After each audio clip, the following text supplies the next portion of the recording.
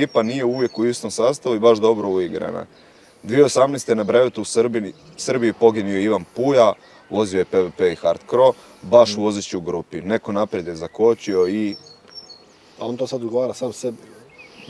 Odgovorio je djelomično, da, po njegovom mišljenju, eto, zašto voziti u zavjetrini? Ne možemo proširiti temu. Zašto vi vozite u zavjetrini? Pa kad kažeš voziš, u zavjetrini, znači da si čuvaš snagu u odnosu na ono koji je ispred tebe. To je meni vožnje u zavjetrini. Vožnje u grupi je drugo.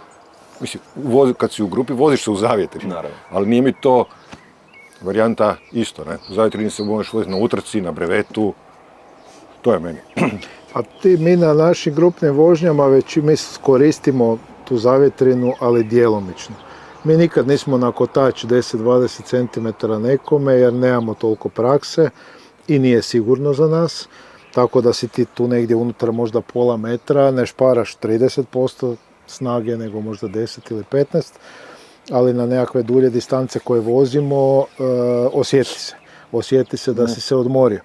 Ako nas ima 5 ili 10 u grupi, nek se mijenjamo svaka 2 km, znači tebe smjena zapadne svaki 20 km, što je realno odlično. To je super.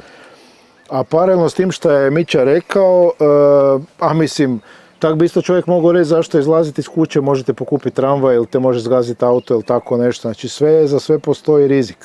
Sama vožnja, sam biciklizam i sjediti na tom biciklu je rizično, obzirom da Hrvati su, to jest nađe ih se koji baš nisu tolerantni previše ili podnose bicikliste na cesti, tako da ja bih rekao dobar je način za vježbat, dobar je način za štedit se, da bi distancu mogao veću postići, a moraš paziti koji uvijek. I nažalost svakom se može desiti nešto, nadajmo se da neće. A i opet postoji R grupa na kojoj se možeš naučiti voziti u grupi.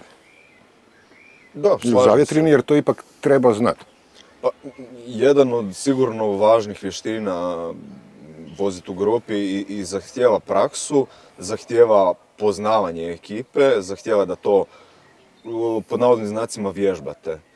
Poznavanje pravila vožnje u grupi, jer grupa ima svoja pravila. Jer ono što smo spominjali, mislim i zadnji put, da ljudi jednostavno nisu navikli i onda pokaže na rupu ili ležeći policajac par metara prije, ne računajući da je vas 5 i da taj signal putuje neko vrijeme do zadnjeg, do 5. Ili nagla kočenja, recimo, koja u grupi se ne rade. To naglašava, moraš ti, ako se nešto dogodi, moraš naglo zakočiti, ali se zato od onih iza očekuje da su koncentrirani na vožnju. A i opet, kad kočiš, ne kočiš naglo ko kad si sam, nego moraš kočiti sporije. Mislim da nikad ne bi trebao jako naglo kočiti, da bi trebao uvijek probati predvidjeti šta će se dogoditi. Ili recimo, kad si na brdu, kad auzicaš, jako moraš paziti, jer kad ti auzicaš, onda automatski ti bicikl ode od traga. Da, malo napred, malo traga. Postoje i tu signali kako ćeš nekom dati do znanja da ćeš se dignuti. Ali to treba naučiti, to se uči, ne? Pa, neki moji prijatelji to nisu naučili godinama, makar ih ja revno upozoravam na to. Pozdrav Ivanu Maliću koji ovo gleda. Ne moraš, kad se digneš na noge, ne mora ti kotač plesat i ne mora ti krenuti unazad. Moguće je, Ivane Maliću, krenuti prema naprijed direktno s tim zadnjim kotačem kad se digneš na noge. Stvarno je moguće. Ja sam probao i desi se.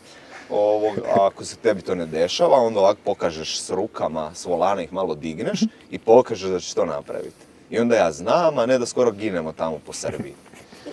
Ali to sam vidio da ljudi rade u slučaju da postoje 2 rupe na cesti i neko će prolaziti po sredini isto. Ali je svakako jedno i drugo upozorava na nešto potencijalno opasno. No. A možda najbolji savjet početnicima da probaju voziti u grupi, pogotovo u R grupi, R treningu, ali da kad voze sa nepoznatim ljudima da drže nekakvu distancu koja je njima ok, da se osjećaju u redu. Znači, nemojte odmah prvi put nekog vidite i voziti se 2 cm od njegovog zadnjeg kotača, jer može završiti loše, jer se još ne poznajete. Ali nemojte ostavljati ni predugački razmak, da, ne morate biti jer jedan najgorih osjećaja je ono kad vidiš da grupa odmiče, a ne mreš ju uloviti jer nema više u nogama. Bespomoćan, da.